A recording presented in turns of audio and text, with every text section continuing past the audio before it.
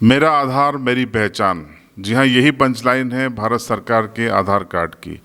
यह आधार कार्ड सिर्फ भारत सरकार का नहीं है बल्कि आपका अपना भी है। खुद जब इस पर बवाल हुआ तो भारत सरकार ने सुप्रीम कोर्ट में एक हलफनामा दायर करके ये कहा था कि आधार वो प्रमाणिक दस्तावेज है जो भारतीयों की प्राथमिक और बुनियादी तौर पर पहचान को सुनिश्चित करता है और ये ऑनलाइन वैधानिक दस्तावेज है। आपने देखा होगा कि हर योजना का लाभ अगर किसी भी भारतीय को लेना हो तो सरकार आधार मांगती है। बैंकों से आधार को जोड़ने को कहा जाता है, सब्सिडी चाहिए तो आधार को उससे जोड़ने को कहा जाता है। हर तरीके की योजनाओं को आधार से जोड़ दिया गया है। लेकिन आज जब जो हालात बने हैं लॉकडाउन के चलते, वहाँ पर आधार को लेकर सरकार का दोहरा रवैया सामने आ रहा है। जब खुद भारत सरकार ये कहती है कि आधार सबसे प्रामाणिक दस्तावेज है, तो सवाल उठता है कि प्रवासी भारतीयों को पंजीयन करने का क्यों कहा जा रहा है? क्यों आधार कार्ड के दिखाकर उनको आने की अनुमति नहीं दी जा रही है? मैं अपनी बात को आगे बढ़ाऊं उसके पहले आप ये विज्ञापन देख लीजिए जो खुद भारत सरकार की ओर से आधार की ओर से जारी किया गया है। उसके बाद आप समझिए कि मामला क्या है।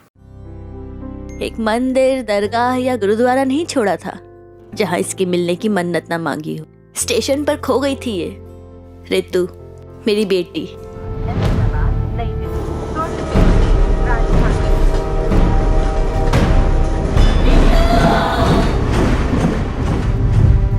और देखो ना, ये मिली भी तो कैसे, इन उंगलियों के निशान से। आधार कार्ड बनवाया था इसका, तब काम आया। नहीं तो पता नहीं। आप भी अपने बच्चों का आधार कार्ड बनवा लेना प्लीज।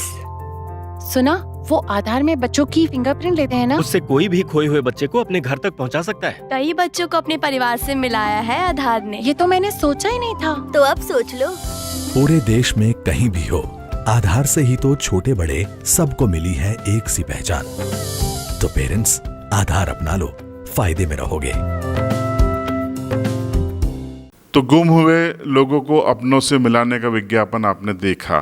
भले ही इसमें बच्चों का उल्लेख किया गया था, लेकिन ये हर भारतीय के लिए कारगर है।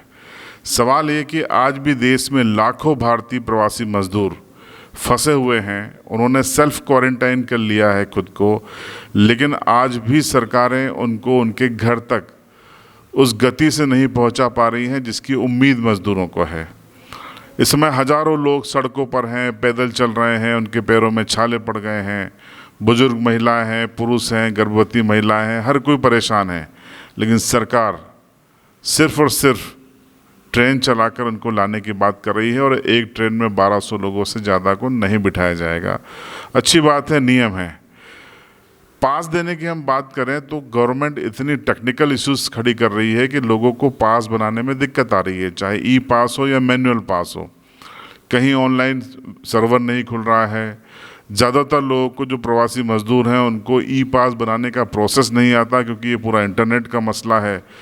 मैंने पहले भी सवाल उठाया था, अब मैं फिर से ये सवाल उठाता हूँ कि जिस आधार कार्ड को सुप्रीम कोर्ट में भारत सरकार ने हर भारतीय का सबसे प्रामाणिक, बुनियादी और प्राथमिक प्रमाण पत्र माना, दस्तावेज माना, उस आधार को दिखाकर आप उनको अपने घर आने की इजाज़त क्यों नहीं दे रहे? आप उनके स्वास्थ्य की जांच करा लीजिए, मेडिकल सर्टिफिकेट दीजिए और उसके बाद उनको रवाना कीजिए, लेकिन उनको आने दीजिए और आधार को ही सबसे प्रामाणिक दस्तावेज माने। पहले पिछले सप्ताह मध्य प्रदेश सरकार की ओर से कहा गया, यूपी सरकार की ओर से कहा गया कि वो मज़दूरों का डेटा कलेक्शन कर रही है, उनका रजिस्ट्रेशन कर रही है। जहाँ भी देश दुनिया में मज़दूर फंसे हैं वो अपना रजिस्ट्रेशन कराएं। एमपी गवर्नमेंट की ओर से एक नंबर दिया गया जो लगता नहीं है। यूपी गवर्नमेंट की ओर से जो नंबर दिए गए वो भी नहीं लगते हैं। जो वेबसाइट दी गई उसका इस्तेमाल करना लोगों को नहीं आता। ऐसे में फिर वही सवाल कि आपने आधार किस लिए बनाया है? आधार को प्रामाणिक अगर आप मानते हैं, सुप्रीम कोर्ट में हलफनामा दायर करके उसको प्रामाणिक बताते हैं, तो आप अपने ही फैसले से क्यों पलट रहे हैं? आधार कार्ड को दिखाकर अगर वो स्वस्थ हैं तो उनको आने जाने में रोक क्यों लगाई गई है? और दूसरा, भारतीय संविधान ये भी इजाज़त देता है कि आप देश के किसी भी इलाके में कहीं भी आ जा सकते हैं, लेकिन लॉकडाउन के नाम पर, कोरोना के नाम पे आपने लोगों को बंधक बना दिया है। लोग, पब्लिक ट्रांसपोर्ट आपने बंद कर दिए हैं, वो समझ में आता है, वो ज़रूरी था, लेकिन जो लोग यहाँ सर अपने लोगों को लेने के लिए जाना चाहते हैं, आप उनको इजाज़त नहीं दे रहे हैं। जो अपने सुविधा से आना चाहते हैं उनको ये सुविधा नहीं दे पा रहे हैं कि उनको सरल और सस्ते किराए में वो आ पाएँ। 200 रुपये की जगह उनको 2000 रुपये देना पड़ रहा है, 300 की जगह 3000 रुपये देना पड़ रहा है, जबकि वो बीते 30-40 दिन से खाली बैठे थे, उनके जेब में पैसा नहीं है।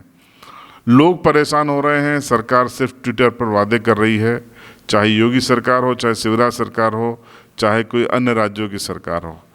मैं फिर से इस वीडियो के जरिए सरकारों से अपील करता हूं कि आधार अगर आपका प्रमाणित दस्तावेज है तो आधार दिखाकर मजदूरों की आवाजाही को आप सुनिश्चित करें। आधार को लेकर आप क्या सोचते हैं कमेंट बॉक्स में ज़रूर बताएं, और चैनल को आपने अभी तक सब्सक्राइब नहीं किया है तो सब्सक्राइब ज़रूर करें।